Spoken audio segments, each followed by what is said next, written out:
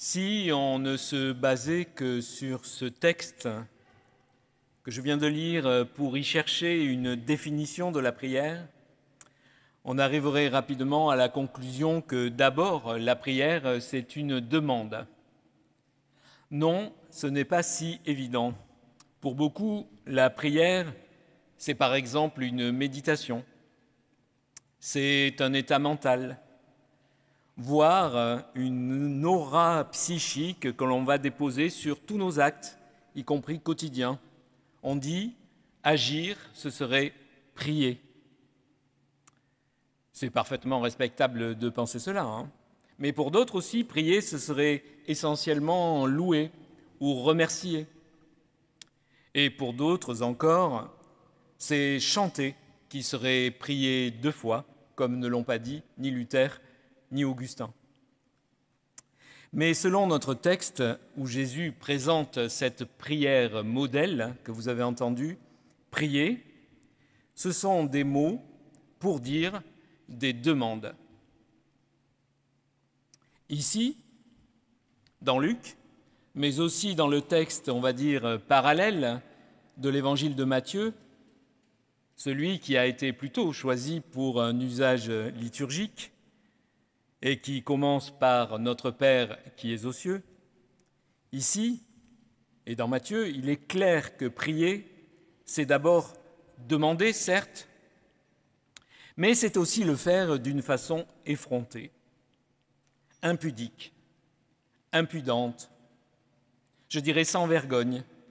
Je fais une petite liste de synonymes pour simplement évoquer toute la valeur du mot qui a été traduit dans notre version du jour par insistance effrontée.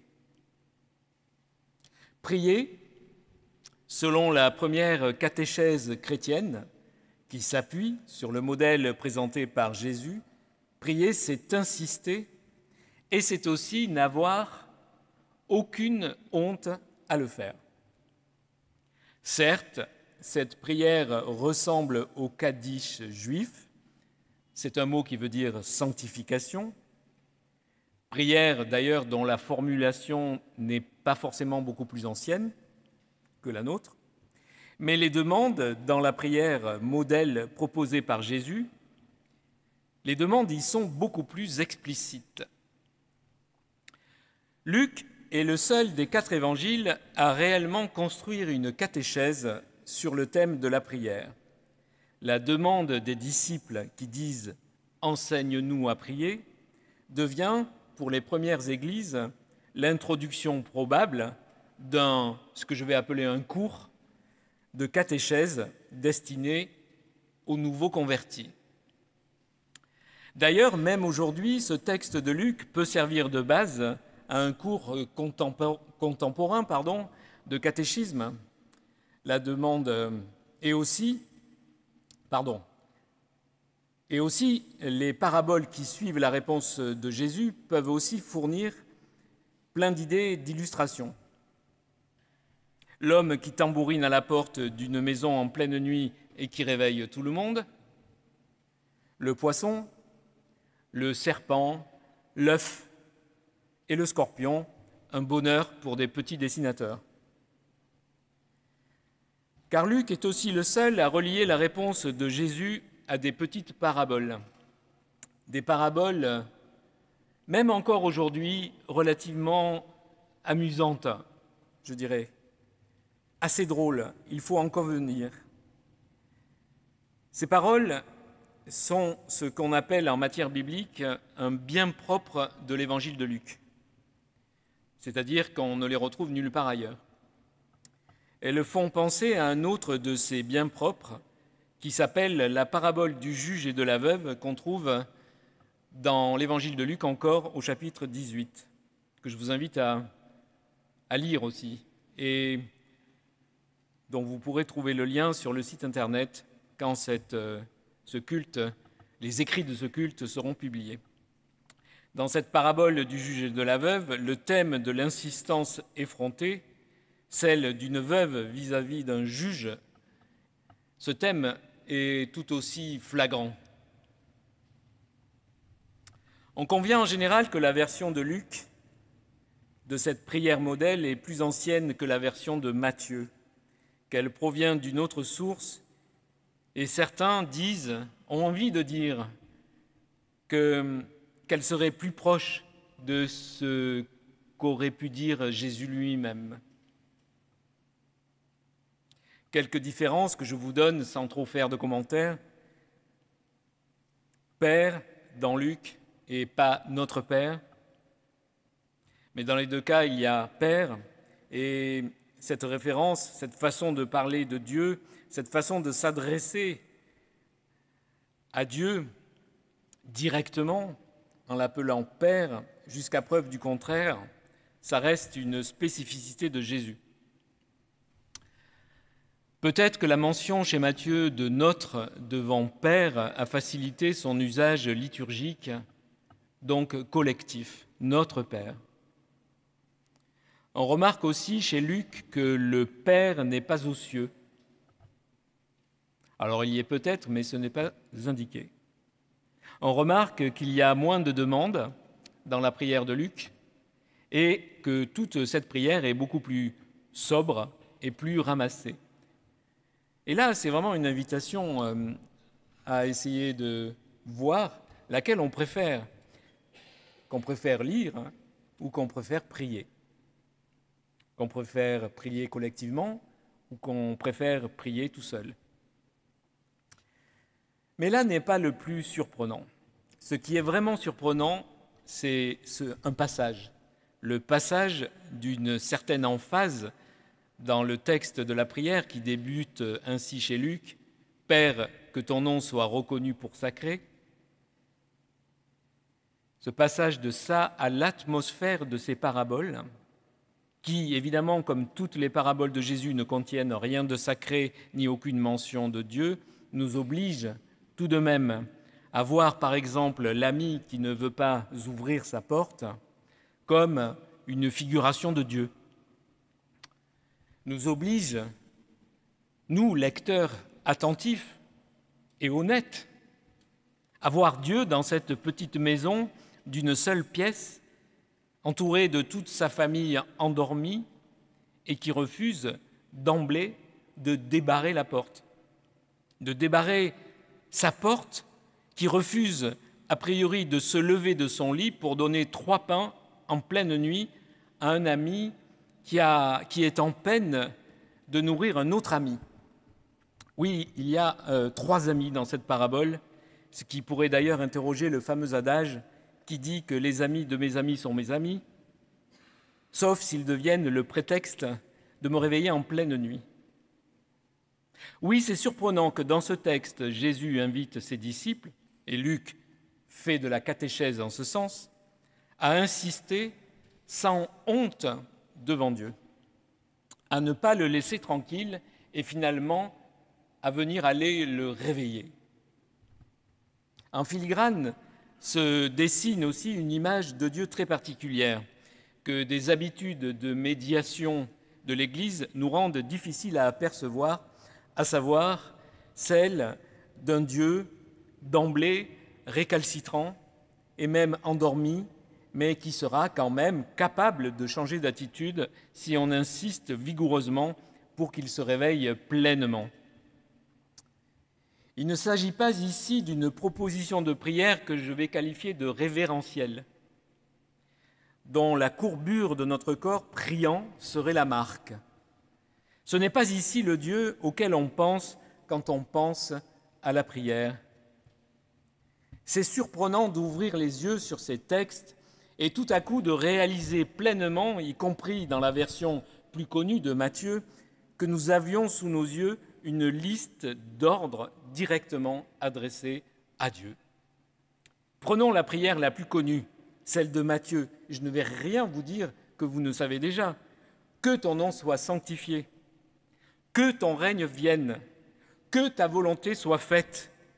Mais c'est notre volonté à nous. Qu'elle le soit, cette volonté. Nous le demandons. Qu'elle soit faite sur la terre comme elle l'est au ciel. Sous-entendu, dans ton ciel, elle l'est, mais elle ne l'est pas chez nous. Donne-nous notre pain. Pardonne nos offenses. Ne nous laisse pas entrer dans l'épreuve. Délivre-nous du mal. Uniquement des ordres. Sachant que la doxologie finale, vous savez, le règne, la puissance et la gloire, ne figure pas dans les manuscrits les plus anciens.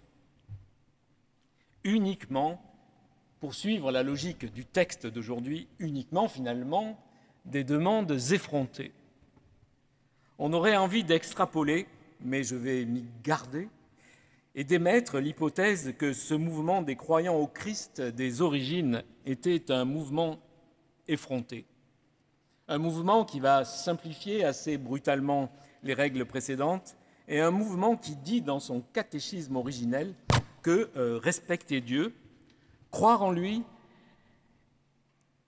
c'est aussi, puisqu'il existe et que donc il est là, et à cause aussi de cette nouvelle familiarité dans laquelle vivait Jésus, c'est aussi lui demander directement à ce Père, comme s'il s'agissait de rappeler à son Père les devoirs qu'il a envers nous, ses enfants, lui dire, lui demander tout ce dont nous avons besoin. Oui, car ces ordres effrontés présentent des besoins, et j'insiste sur ce point. D'après ce texte, la prière n'est pas basée sur les souhaits. Je souhaite qu'il y ait la paix dans le monde et je prie pour cela. Mais elle est basée sur des besoins, d'où la demande de pain, d'où la demande de pain pour notre ami, parce que j'ai besoin de pain pour pouvoir accueillir.